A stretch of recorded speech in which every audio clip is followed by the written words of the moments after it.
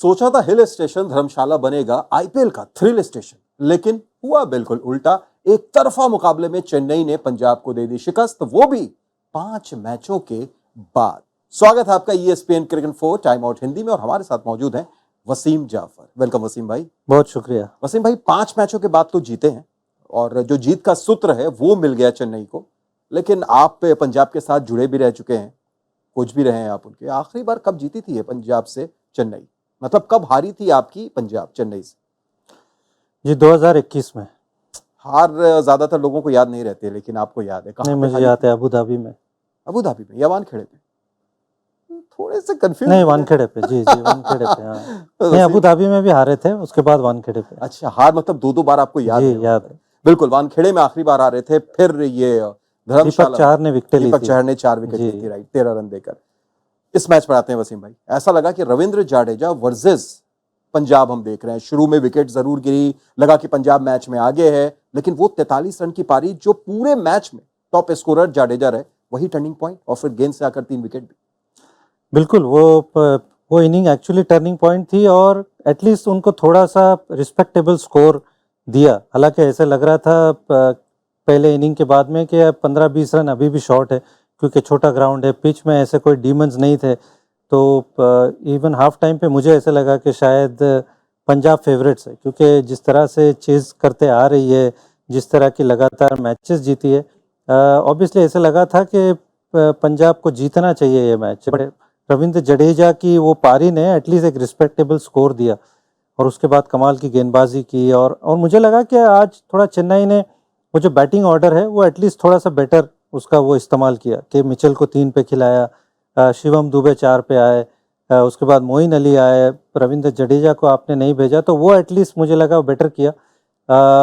और शायद मेरे हिसाब से तो एमएस धोनी थोड़े ऊपर आने चाहिए थे। जो डबल स्ट्राइक था राहुल चहर का, वो कहीं ना कहीं चेन्नई को पीछे ले गया, वरना पावर प्ले में 60 नो लॉस थी चेन्नई। तो ऐसा लगा कि मैच थोड़ा सा ट्विस्ट एंड टर्न होता हुआ रहा, लेकिन एक ये कहूँगा कि चेन्नई के लिए बहुत बड़ी जीत है ये। अगर ये आज यहाँ पर हार जाते तो प्लेऑफ्स पे थोड़ा सा क्वेश्चन मार्क हो जाता, पंजाब आगे बढ़ जाती।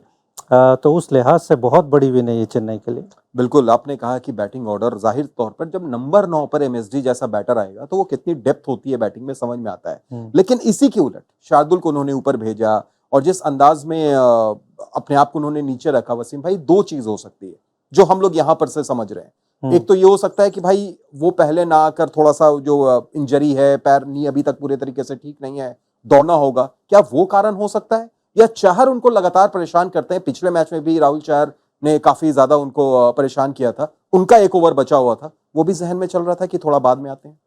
नहीं, आई डोंट थिंक चहर का फैक्टर का उससे कुछ लेना देना होगा। मुझे ऐसा लगता है कि वो इंजरी का इशू है। शायद वो जितने ज़्यादा देर खेलेंगे वो इंजरी और शायद बढ़ जाएगी, भागना पड़ेगा, जैसे आपने कहा रनिंग बिटवीन द विकेट, वो तेज़ी नज़र नहीं आ रही है, तो इसीलिए वो अपने आप को रोक कर रखते हैं कि वो 18-19-20 ओवर में आने के लिए। अदरवाइज शायद आप हो सकता है कि वो इम्पैक्ट प्लेयर भी आप देख रहे थे कि समीर रिजवी वहाँ तैयार बैठे थे, जब 15 ओवर हो गए उसके बाद में उनको हटाया, उसके बाद शार्दुल गए। तो वो मुझे लगता है कि इंजरी का कारण बहुत ज़्यादा लगता है, क्योंकि वो शायद उस तरह से पहले जैसे रनिंग नहीं कर सकते। आई डोंट थिंक चहर का फैक्टर उनके दिमाग में इतना खेल रहा होगा। बिल्कुल, लेकिन दूसरे बल्लेबाजों को तो काफी परेशान किया। राहुल चहर ने 3 विकेट, हर्षल पटेल ने 3 विकेट, इन दोनों खिलाड़ियों ने करीब करीब पंजाब को मैच में आगे कर दिया था, और ऐसा लगा था कि शायद अब ये जीत पंजाब के लिए यहां से मुमकिन है, लेकिन बल्लेबाजों ने शायद धोखा दे दिया। बिल्कुल, बहुत साधारण बल्लेबाजी हुई। ये अंडर पार स्कोर था 167, कोई बहुत बड़ा स्कोर नहीं है धर्मशाला के विकेट को देखते हुए। और जैसे मैंने कहा कि इस विकेट में ऐसे कोई वो नहीं थे कि आपको तकलीफ दे कि बॉल बहुत स्पिन हो रहा है या सीम कर रहा है। आई थॉट चेन्नई ने बहुत अच्छी चीज़ की कि मिचेल सैंटनर को खिला के, क्योंकि आप किसी और ओवरसीज़ की तरफ देख सकते थे, शायद आप एक फास्ट बॉलर खिला सकते थे, मुकेश चौधरी आपके पास एक ऑप्शन था, बट उन्होंने बहुत बढ़िया डिसीजन लिया वो, और उनको पावर प्ले में गेंदबाजी की, और उनके जो 2 ओवर पावर प्ले के थे वो कहीं ना कहीं बहुत प्रेशर ले आए।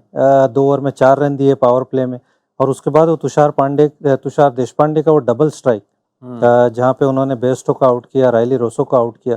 आपके जब 2 फॉरेन बैटर्स जो एक्स फैक्टर प्लेयर है, इस चेज में आप चाहते हैं कि वो ज़्यादा बॉल खेलें ताकि मैच वो फिनिश कर ले। राइली रोसो ने वही काम किया था, बेस्टो भी वही कर रहे थे। वो कहीं ना कहीं डबल स्ट्राइक चेन्नई को थोड़ा सा गेम में आगे ले गई। तो मुझे लगा टैक्टिकली ये चीज़ चेन्नई ने बहुत बेहतर की। प्लस वो सिमरजीत को जो खिलाया, आई थॉट अगेन, हाँ, इम्पैक्ट सब वो बहुत अच्छा डिसीजन था, क्योंकि उन्होंने आके वो जो 2 विकेट लिए जितेश को आउट किया, थोड़ा सा कंट्रोल दिया। तो ओवरऑल मुझे लगता है कि सेकेंड हाफ में जिस तरह से चेन्नई ने खेला, बहुत कमाल का गेम रहा उनके लिए। बिल्कुल, आखिर में चलते चलते क्या एक अपॉर्चुनिटी मिस कर दी पंजाब ने, क्योंकि अब अगर 3 मैच जीतते भी हैं वसीम भाई, तो ये 14 पर ही पहुंचेंगे, 14 ही अंक तक। और पिछले 2 सीजन में जो आखिरी टीम, जो चौथी टीम आगे गई है प्लेऑफ्स में, वो 16 अंक वाली गई है। 14 पिछले 2 सीजन में हमने नहीं देखा है, तो एक अपॉर्चुनिटी मिस बिल्कुल मिस कर दिया। और ये तो उनका गेम था, ये गेम बिल्कुल जीतने वाला था। पंजाब बहुत, मुझे लगता है कि अफसोस करेगा ये मैच के बारे में, कि ऐसा मैच पंजाब हार गया अपने होम ग्राउंड पे।